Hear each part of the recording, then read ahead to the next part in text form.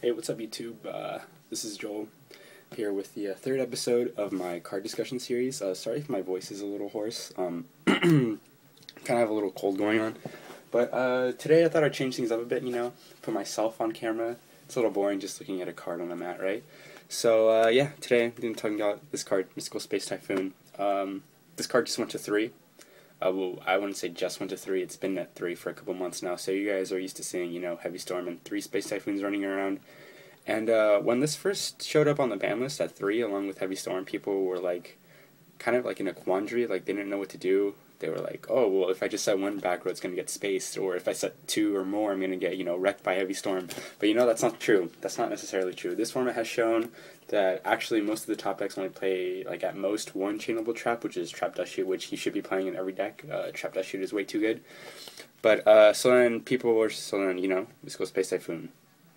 The card's good. Yeah, so this is the card of the day because I see a lot of people misusing this card and losing games because of it. So in this video I'm going to talk a little bit about how to play your Space Typhoons correctly and how to win more games because of it. And first thing I want to talk about is, starts in the deck building process. How many Space Typhoons do I play? And the answer is you should play test, find out. It's different in every deck, but tournament results show that most people board 2, and that seems to be working well for them. Billy Break, top 2 YCSs in a row, playing 2 Space Typhoon. Almost every deck, between the main and the side is playing 3 Space Typhoons, so if they don't main any, they'll side 3. If they main 2, they'll side the 3rd. So, Space Typhoon makes its appearance in 3s in almost every deck. I wish I had some stats for you, but I'm too lazy to do it. But if you look at the topping results, last YCS was YCS Brighton. I'm sure you'll see most people playing 2 Space Typhoon, or, 3 total between main and side. Alright, so once you figured out how many Space Typhoon you want to play in your deck through playtesting, then comes, actually using the card in the duel. What's the point of putting it in your deck if you're not going to know how to use it right? And the answer is, most people I see play this card wrong. In fact, I'm going to start with a rule of thumb that all of you people should be following. You will win more games because of this. Do not set Mystical Space Typhoon turn 1 versus an unknown deck. I know that sounds a little weird, especially for some of the new players, but you don't set this card turn 1. And there's a couple reasons why. Number 1, let's say you're trying to be cool and you set a Solemn Warning, but you don't want them to immediately target it with the Space Typhoon without having to think about it. So you decide to state your Space Typhoon as a bluff, and then it's their turn and they Space Typhoon your Space Typhoon. I mean, you're going to feel like a badass probably, because you're going to be like, yeah, chain my Space Typhoon to your Space Typhoon, and whatever nerdy shit you do when that happens. But that's bad. And the reason that's bad is because you just lost a Space Typhoon too. So, that's an out to a back row that you need to force through a play maybe later on in the game. So, also if you set Space Typhoon with another card in your back row and then they Heavy Storm, you just got wrecked really hard. Because, you'd say you have, again, Space Typhoon and a Warning face down, and they Storm, and you just lost a Warning and a Space Typhoon. I mean, you lost an out to a monster and an out to a back row. So, I mean, you're in a really bad position if that happens. So, if you just didn't set the Space Typhoon first turn, yeah, they Heavy Storm your Warning, but, you have an MST to follow up with your own play on the next turn to whatever back row they have set. So that's why you don't set MST turn 1 versus an unknown deck.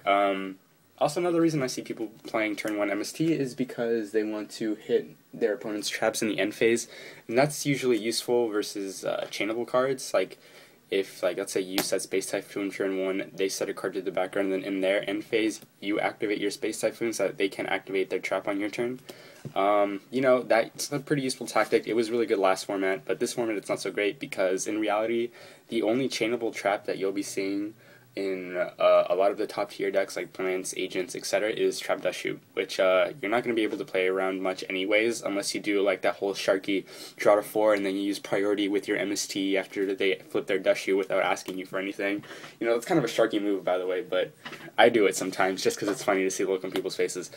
So, yeah, even if you use the Space Typhoon on your turn without, end phasing, you'll probably have the same result because your opponent's not going to have very many chainable traps. Unless you're playing against some bad who's playing Wabuku in their GBs, which I don't recommend. I hate Wabuku. That's a bad card. Alright, so there are your reasons for not setting MST, and now I'm going to give you like 3 good reasons why you might want to consider setting MST. And one of those reasons is this card, Gores. Gores wins games. You can set MST to set up a pro Gores play. And what the pro Gores play is when you have an MST face down, and your opponent has a back row, and they think, okay, I can attack into Gores because they can't Gores me because my opponent has a back row. I can just attack directly, like, whatever. So they declare an attack. You chain your MST to their attack declaration and hit their back row. It's especially pro if you hit their solemn warning. So when that goes away, their attack goes through because they already declared an attack. You take damage, your board is clear, you can drop Gores for fat damage. That's the pro Gores. I love dropping Gores that way, especially against new players or people who aren't that good. They fall for it every time and they will lose because of it. So, set MST to set up your Gores. That's always a good way to use your MST in my opinion. Also, another reason you should be setting MST is versus Samurai, Dark World, and Dragoonity. So if you know what deck you're playing, setting MST might not be a bad idea, especially versus those decks, because those decks play continuous spells that need an immediate answer.